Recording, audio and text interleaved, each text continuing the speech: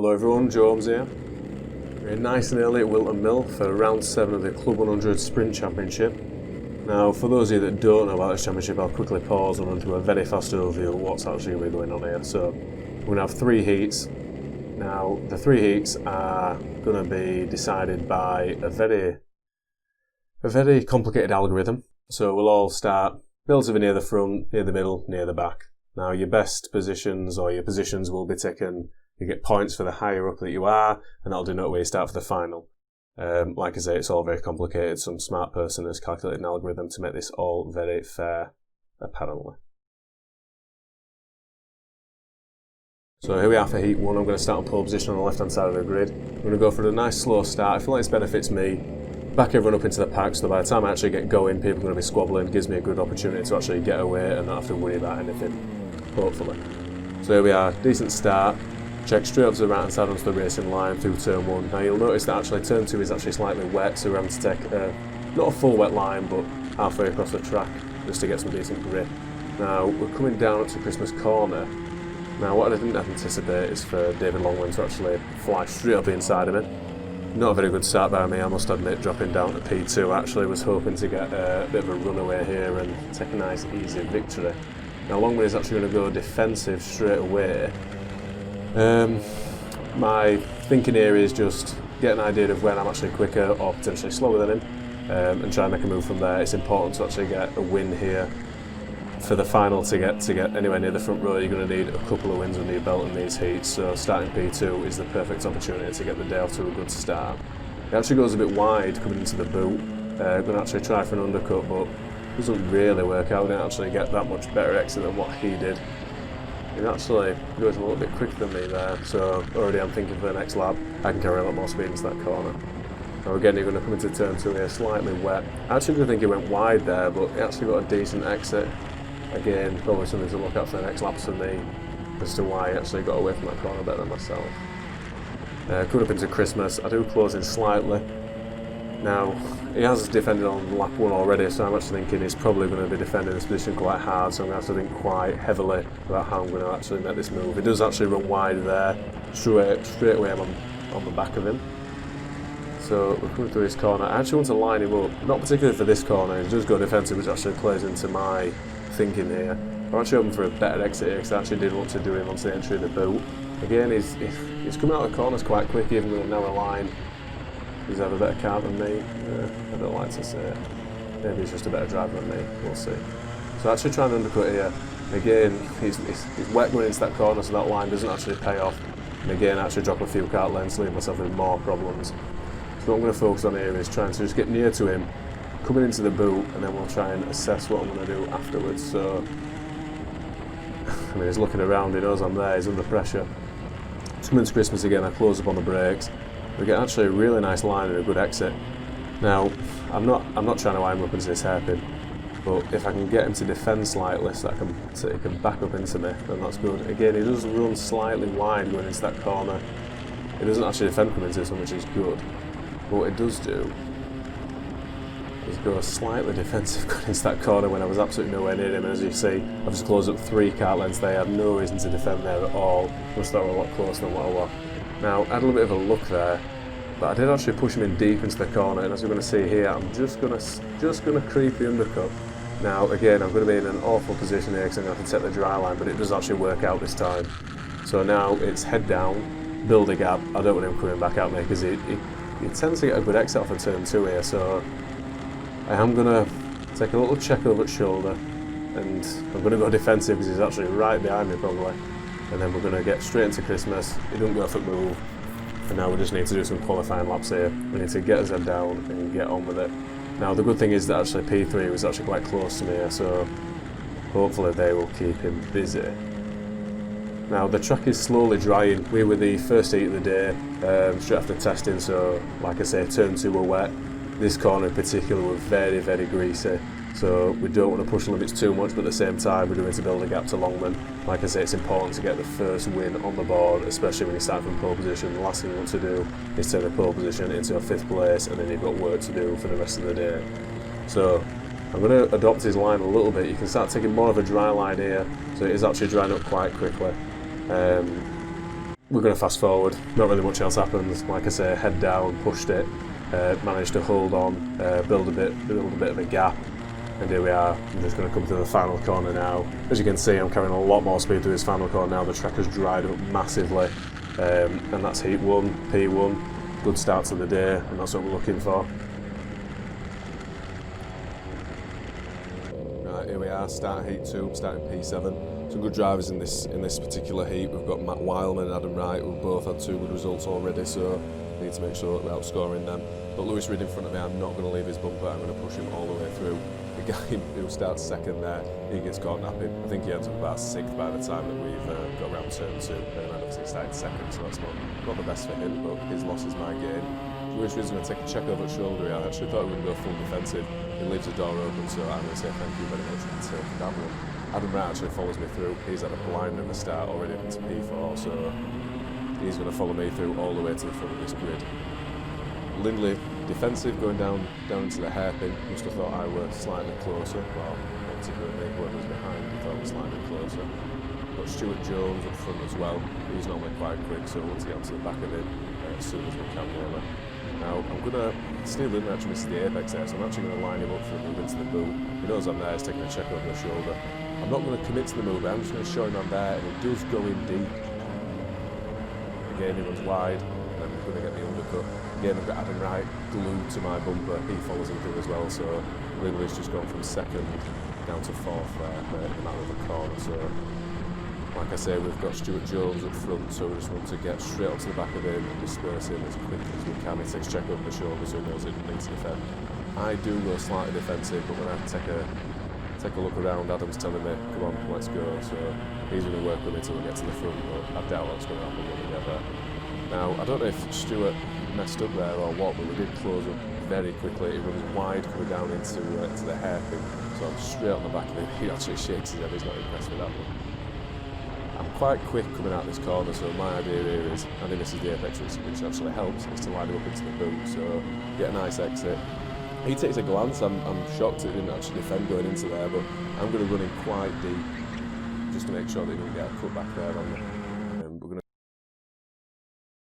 like I say, I'm just going to run him out really deep. I don't want him sticking there, but what I then do then is open the door up to Adam, who again, he's followed me through on every single move that I've done. He's glued to my bumper, so I need to try and put a couple of good laps in now, see if I can actually get rid of him, because I don't feel this car is particularly quick, especially in a straight line.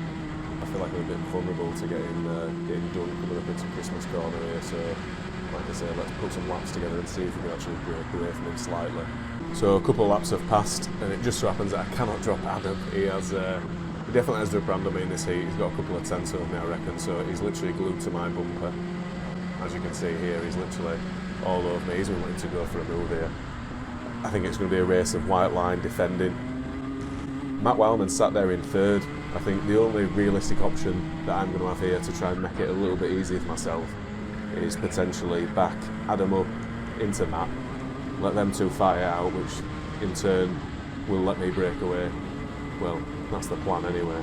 The problem with this track is that he's notorious for slipstream, so if anybody's within like a second of you, you're going to find it very, very hard to get away from them. That run up to Christmas, if somebody's in your toe, they're going to pull a good few kart lengths on you, so trying to break that is the key, but obviously that is not happening for me on this heat, so like I say, we're going to try and back Adam up into Matt, let them battle it out and try and give me the easy heat that I actually wanted. As I go through turn 2 there, I actually take too much of the damp on the inside, and you can actually hear the engine revs rise. Did not get a good exit. The plan's working so far though, because Matt Wildman is all over the back of Adam now, so hopefully if I keep defending, it's going to force Matt to go into a position of making a move on Adam, and like I say, in turn giving me an opportunity to try and break that second window if I can. So again, went defensive down into the hairpin, we go defensive into here as well. They're literally swarming me. It's very, very difficult to try and get away from them here, so we're going to go slightly defensive into the boot. We'll go back and take a normal line. What I am going to do though to avoid the undercut is take a very shallow exit out of the boot.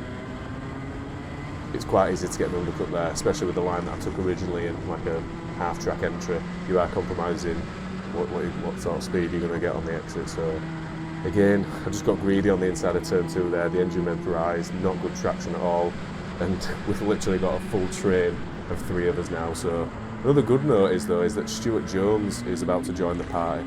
So potentially, instead of just Adam and Matt fighting it out, I might have the opportunity to get 3 of them battling, which will make it even better for me. Now, I don't know if you noticed there, if you watch my right foot, it looks like I went in deep. We're about to see why. They stay as they were. This is closing up a lot here, and Adam Wright's going to try down the inside of Ashby. That is bold, and it's not going to pay off there. But they do live to fight another corner, but Matt Wildman is... My right foot went absolutely mental there, because I seen him go up the inside, and I literally just had to go in a little bit deep. I didn't feel like it was alongside enough for me to give up that corner, and I wanted to hold on to it. And if you watch here as well, again, my right foot's going mad, and you're about to see why. In here on Joe Holmes, he's going to look down the inside of the boot, but Joe Holmes holds it round the outside. He knows how to go down the inside, but he knows how to defend round the outside as well at the boot. That was beautiful stuff from Joe Holmes to hold on to the lead of this race. So we're coming on to the final lap now, and instead of having pressure from Adam, we've now got it from Matt, who clearly isn't shy. He's already tried straight away to get up into the lead. I'm going to go defensive all the way up into Christmas. Avoid getting a move there. Now, Adam actually goes to a move for P2 there, which in turn has dropped Matt Wildman a little bit. So this might give me the run that I need just to take this to the end without actually having to defend. That would be ideal, really. I don't want to be defending the last lap if I can help it, so just try and get these last few corners hooked up so that I'm not doing narrow lines and potentially leave myself open for an undercut. I don't want to be leading it for this long now and lose it on the final lap. Now, as you can see, Matt is trying everything that he can to get through. He knows that he's a lot quicker than me, so I'm going to park it on the apex here. He's going to bump me. I went really, really shallow there. I did not want to risk an undercut, so another win on the board after the second heat. I had to work really hard for that one, a lot harder than I expected. Right, so here we are, start of heat 3. This is my worst start of the day, starting P12. We've got Anwar to the left of us, who has also had 2 heat wins today. So it's going to be between me and him for pole position. Whoever outscores the other one is probably going to be starting on the pole. So as we come through turn 2, he actually gets knocked a little bit wide. So I'm straight away going to take advantage of that. I'm going to push this guy in front of me just to make sure that I get in front of that one. The move actually opens up here. I'm going to try and go around the outside of him, but the inside of this guy. If I actually get stuck on this guy's bumper, as we slow it down, you'll see he's going to go for a move on Ollie Moss that's a bit half-hearted. He's going to run wide into me, and if you watch my left foot, I'm trying to brake to get off his bumper. These karts are notorious that front bumper to rear bumper, they get like interlocked, and you end up just getting dragged about. So that's cost me 2 places on the exit. I've ended up behind Miguel Hall. Now, I don't mind being behind Miguel. He's normally quick. He's not scared of going for the move, so hopefully he can go for the moves and I'll just follow him through. So as he goes past this guy, I'm going to go up the inside as well. I don't know if that guy didn't see me or just chose to turn in. Not really sure there, but I mean, as far as I was concerned, the move was done. But as the guy in second place goes off, we've got Paul Williams who runs wide and in turn gets undercut by not only Miguel, but I end up going past as well. So this tactic of following Miguel through is working out so far. Now the front 4 are making a little bit of a break for it, so we need to make sure that we dispose of this guy relatively quickly as Miguel gets a good run out of turn 2. Good run up to Christmas. And he actually backs out of the move. He ends up making a bit of a meal of this. He does hang it around the outside, and I'm going to follow him through, so we do end up getting away with it, but the overspeed that he had coming up into Christmas there, I was amazed that he ended up backing out of that move. I don't know if he thought that the guy was going to turn in or what. It was a bit of a meal, but like I said, the work is done now. I'm not interested in fighting Miguel at this stage of the race. Fighting for 5th place on lap 2 isn't really worth it. So he's going to take a check behind. I think I'm pointing him saying, come on, let's go. So we need to catch up to this front 4. He does actually run a little bit wide coming out of the boot. I'd normally probably stick my nose in there and go for the move, but like I say, at this stage of the race, fighting over the front 5th place just really, really worth it. Now, as we come into turn 2, there's a blue flag. Miguel runs wide, so I've already got past him. Like I said, I wasn't bothered for getting past him. Now, if you watch this guy on the outside here, he went into turn 2 in first. Everybody's got past him. He's dropped all the way back to 6th place there. He's had a bit of a mare. Now Stuart Simmons gets compromised on his line through there, so I'm just going to slide straight up the inside coming down to the hairpin. So I've just made myself 3 places in half a lap, so happy days. I've got Ollie Moss in front of me.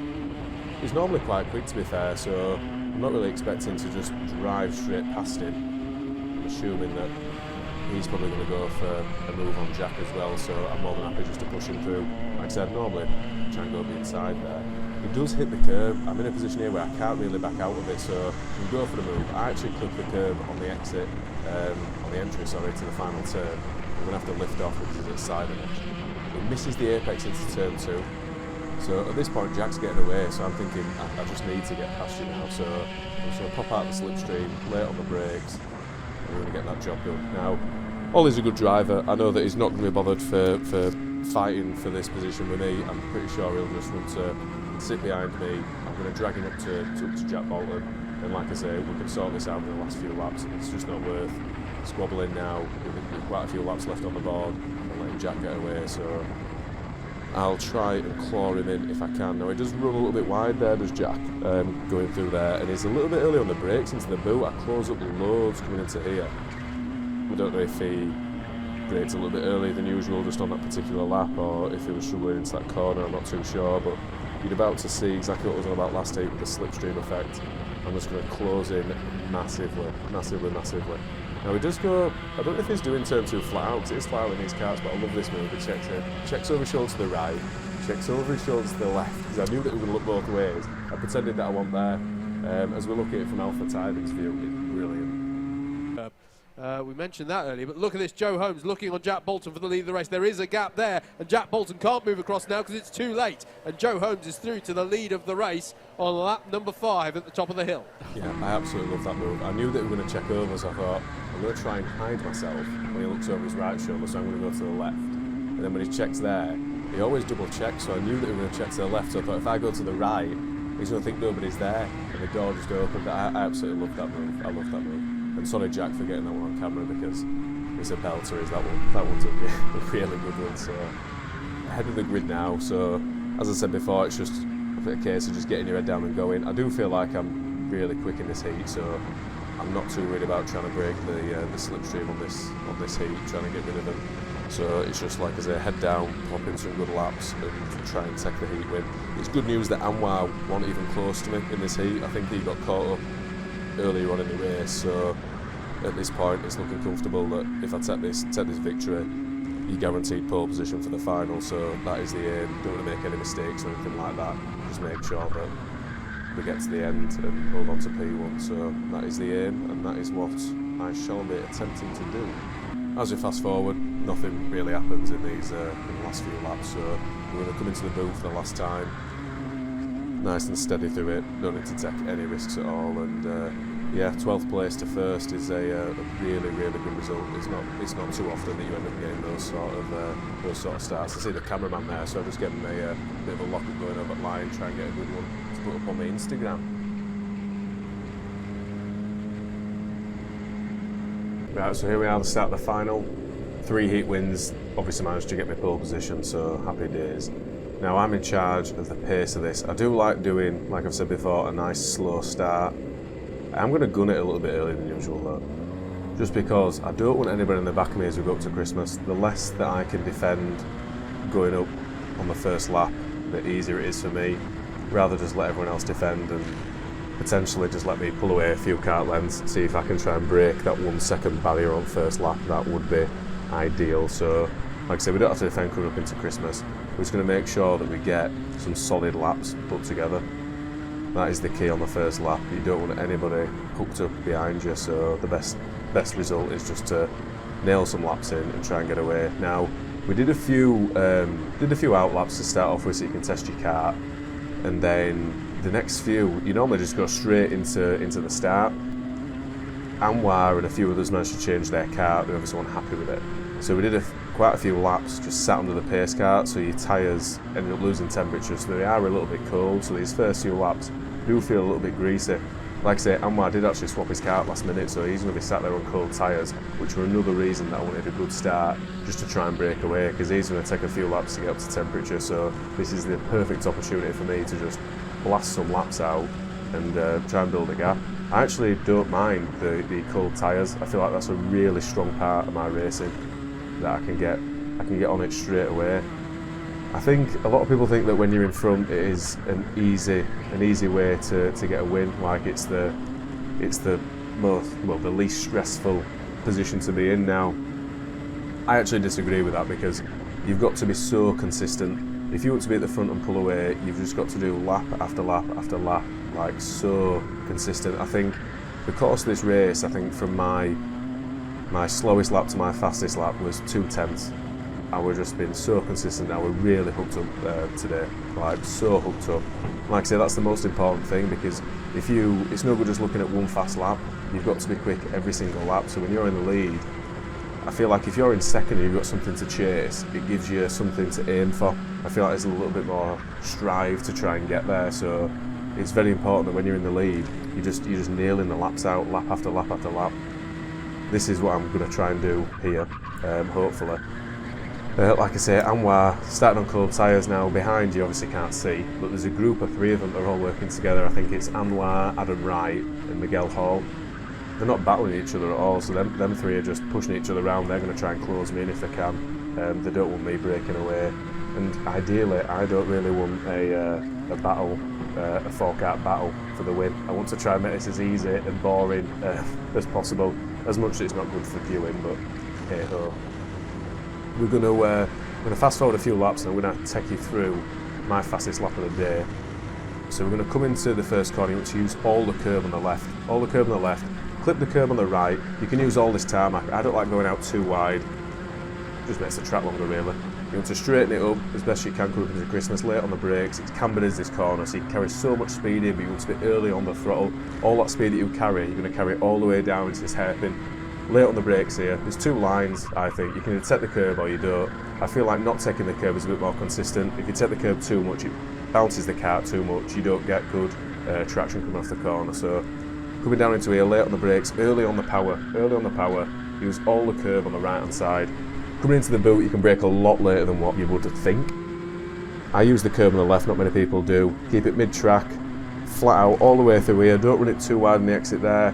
Flat out through the final corner, use all the curb on the left, and that did me the fastest lap of the day, 53.6 that was, so we're really happy with that lap.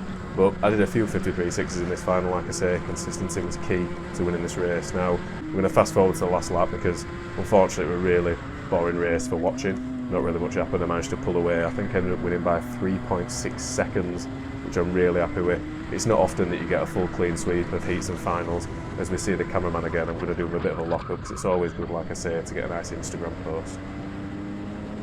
And there's the end result, locking it up over the line, bit of smoke behind. Pretty decent shot that, to be fair. And we just have a screenshot of the final result, so ended up winning it by 3.9 seconds. Proper happy with that. It's not often that you get 3 heat wins in a final win, so can't really ask for anything else. I will be doing some more videos, depending on the current COVID pandemic situation. How many more rounds we'll get this year, I'm not too sure, but I do have the Riot House footage which will be getting put up within the next week or so. Like I say, we might get 2 more rounds this year, maybe 1, I'm not too sure, but thanks for watching, and keep an eye out for any future videos.